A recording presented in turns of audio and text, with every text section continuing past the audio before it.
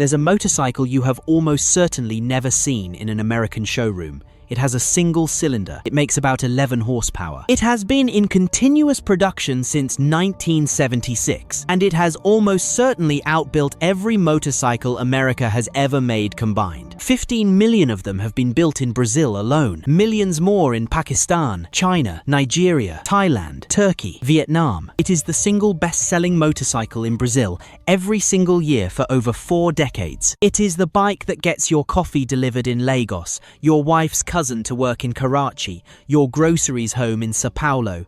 It is the most produced conventional motorcycle in human history. It's called the Honda CG, and Honda has never once sold it to you. This is the story of why. Hamamatsu, Japan, 1974. For years, the legend went like this. Honda sold the CB 125 inches, the 1970s in Brazil. The bikes kept blowing up in the rural outback, and Honda scrambled to build a tougher replacement from the ground up. Great story, also wrong. The real origin story is better. In May of 1974, 2 Honda engineers, Teishi Inagaki and Inosuke Miyachi, flew out of Haneda Airport on a month-long field trip. Their itinerary was Thailand, Malaysia, Indonesia, the Philippines, Iran, and Pakistan. They were not there to sell motorcycles. They were there to watch them die. What they saw changed everything. 3 people and a goat on a single CB 125. Oil that never got changed because the owner could not read the dipstick.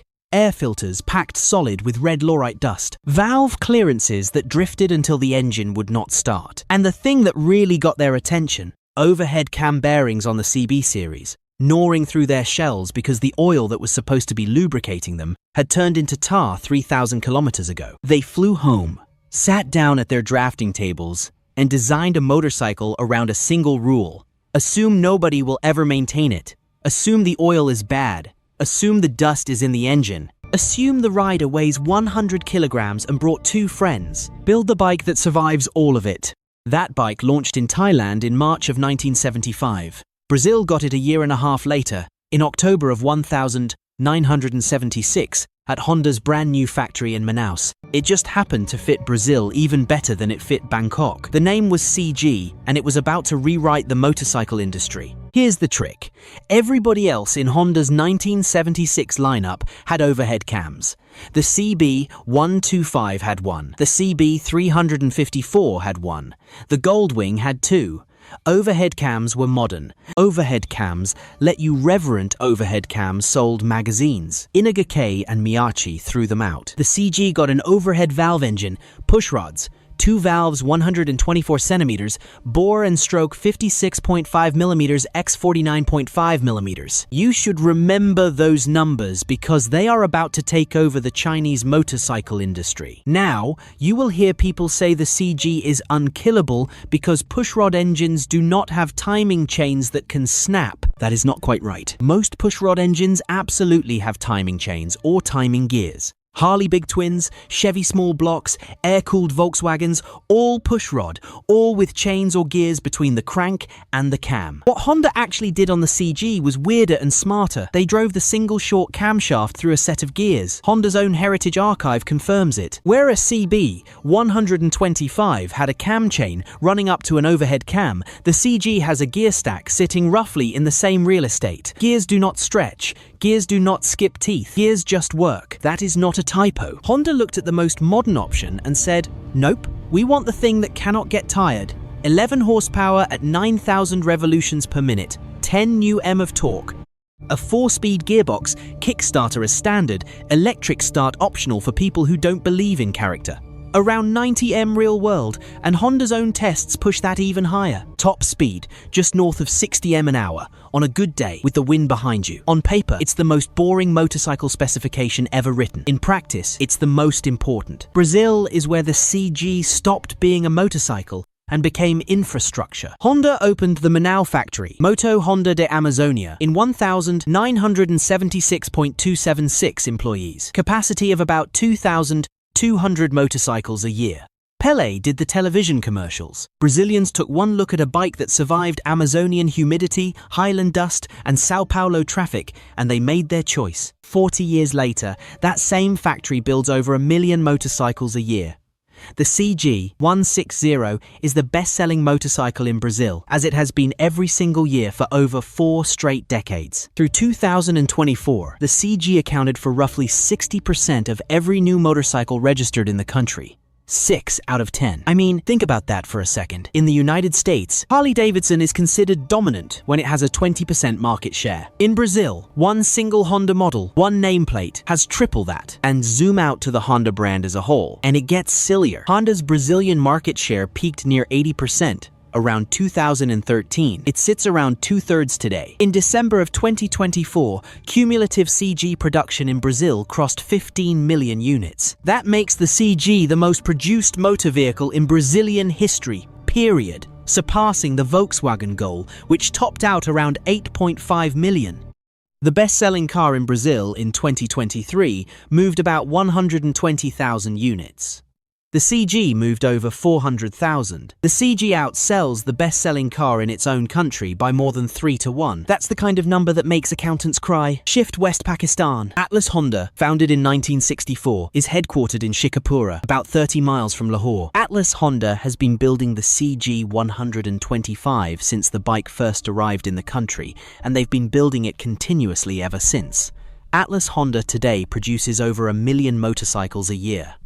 The vast majority are CG 125s. Cumulative production runs into many millions. This is the motorcycle that moves Pakistan. Students, couriers, cops, farmers, commuters, the whole motorized middle of the country sits on a CG. But here's the strange part. Until very recently, you could walk into a showroom in Lahore and buy a brand new Atlas Honda CG 125. That was spec for spec. Essentially, the bike Honda designed in the mid-70s, carbureted points, ignition, kickstart only, 4-speed gearbox, 6V electrical system on the base model. That wasn't an accident, that was a market choice. The cheapest Atlas Honda CG in Pakistan kept rolling out of the factory with 80 spec points ignition for years after Honda switched the Japanese and Brazilian CGs to CDI. Not because Atlas Honda was lazy, not because Pakistanis secretly preferred points to electronic ignition, but because at the bottom of the market, in a country where a village mechanic might be hours from the nearest dealer,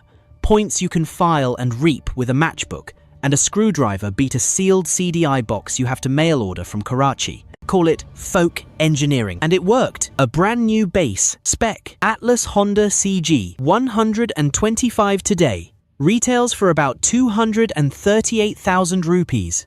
Roughly 850 American for a brand new motorcycle from the factory with a warranty. If you're wondering how Honda makes that math work, so is everyone else. The CG's third kingdom is Africa, and specifically Nigeria, where Honda sells the Ace family CG lineage commuters assembled locally for well under $1,000. In Lagos, Kano, Ibadan, the Ace and its CG cousins are the bloodstream of the informal economy. Okata, motorcycle taxis, delivery services, courier work. The CG shows up because it's the cheapest, reliable new motorcycle a working Nigerian can buy. And reliability at that price point is the entire game. Then there's China. And China is where the CG stops being just a Honda product and becomes a standard. Honda brought CG technology into China legitimately. First, a 1981 technical agreement with state-owned Jialing, one of the original Chongqing defense conglomerates turned motorcycle builder. Then, a full joint venture with Wu Yang in 1992,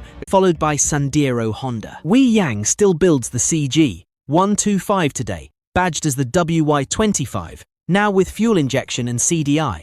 But once thousands of Chinese engineers and suppliers in Chongqing knew how to build a CG, that knowledge leaked. It flowed into a new cluster of private companies, all founded within about a year of each other. Lifon in 1992, Zhongxin in 1992, Longsen in 1993. They did not reverse engineer the CG in a clean room. They hired the people who used to build it at the joint ventures. bought tooling from the same supplier base, and iterated. To this day, a huge share of under 250 cubic centimeter Chinese engines trace their bore, their stroke, their basic architecture, 56.5 x 49.5 millimeters, straight back to that 1976 Honda. When you buy a generic Chinese 125, a pit bike engine, an ATV engine, a rebadged street bike from a brand you have never heard of, you are buying functionally a CG. And no, I am not making that up. Honda did sue. In 2004, Honda took Chongqing Leon to Beijing's Second Intermediate People's Court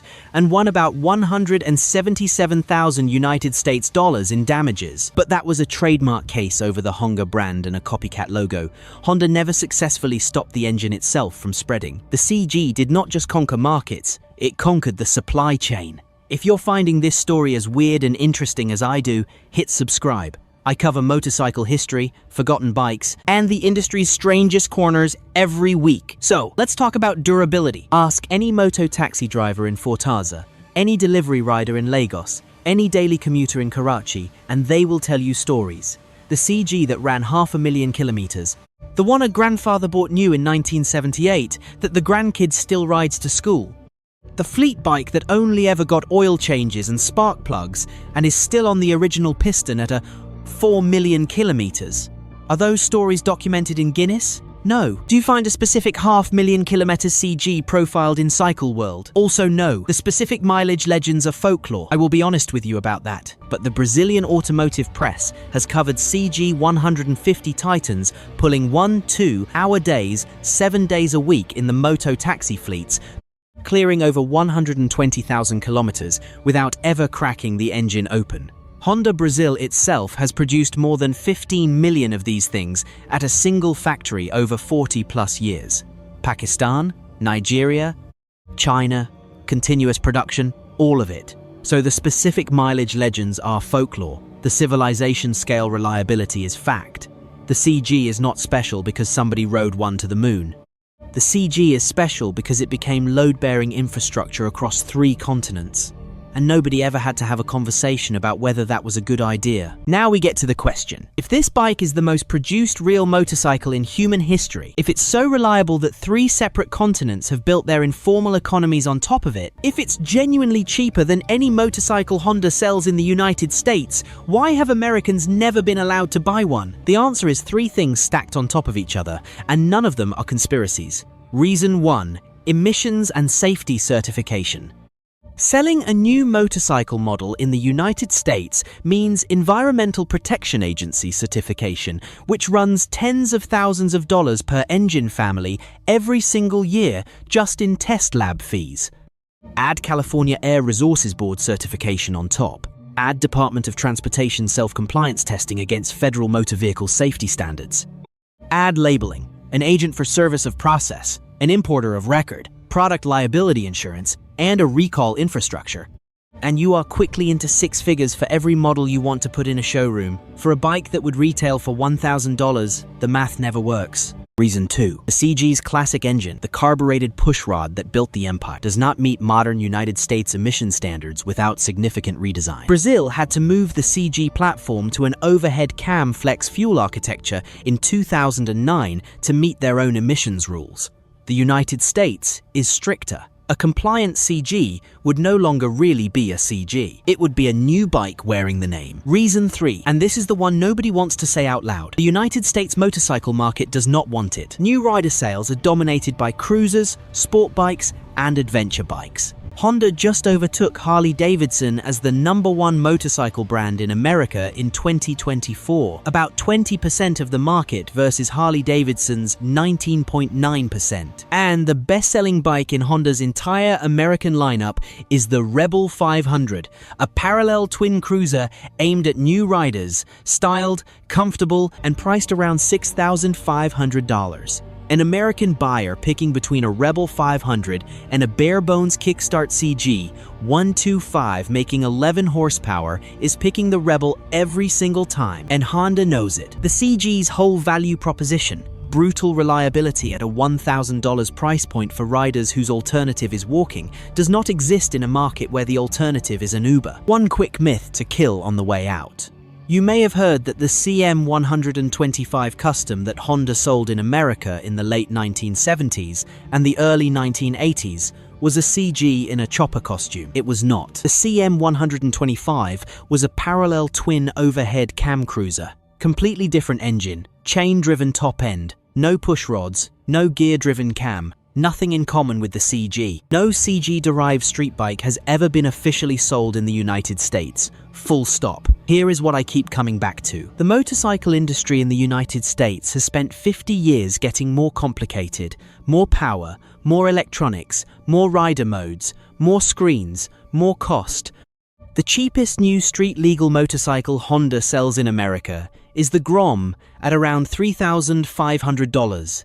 The average price of a new motorcycle in the United States is north of $10,000. Meanwhile, somewhere in Pakistan, Atlas Honda is loading brand new CG125S onto trucks at a factory that has been building essentially the same motorcycle for 40 years. $850, 11 horsepower, 90 meters per gallon. Parts available on every street corner, serviceable with a screwdriver, will outlast the rider everywhere. Somewhere in Manaus, a CG160 is rolling off the line. Fuel injected now, flex fuel now, a bit more refined, about 15 horsepower, but still unmistakably a CG, around $3,500 out the door. It'll go to a moto taxi driver in Salvador or a commuter in Curitiba, and it'll run and keep running and keep running, and eventually it'll be passed down. Somewhere in Lagos, an Ace 110 with a CG lineage engine is hauling 2 people and a sack of rice through 4 inches of standing water, and its owner is not thinking about torque curves or ride modes. He is thinking about getting home. The CG is the motorcycle the rest of the world decided it actually needed. Not the motorcycle that wins magazine comparisons. Not the motorcycle you lust after on Instagram, the motorcycle that works. The CG story is not really unique to motorcycles. Almost every category of product has a version of it. The thing that dominates the global majority and is invisible in the United States. The tool that costs 3 times less in Nairobi than it does in Nashville. The bike, the phone, the appliance, the machine that the rest of the planet considers normal and Americans have never even heard of. In most of the world, the Honda CG is not a story. It's just the motorcycle parked outside the shop, the one the delivery guy rides, the one the kid learns on, the one the dad passes down to the son. 15 million of them in Brazil, and many millions more scattered across the rest of the planet, quietly running the daily business of half the world. In America, it's a rumor. A bike people notice when they travel, and then wonder about when they get home. The most successful real motorcycle ever built. Sitting right there in plain sight, just not where we're looking. 100,974. 2 engineers, 1 month in Southeast Asia, 1 rule. Assume nobody will ever maintain it. 50 years later, nobody has. If you enjoyed this deep dive, hit subscribe. Next week, I will cover another forgotten bike with a story almost as wild as this one.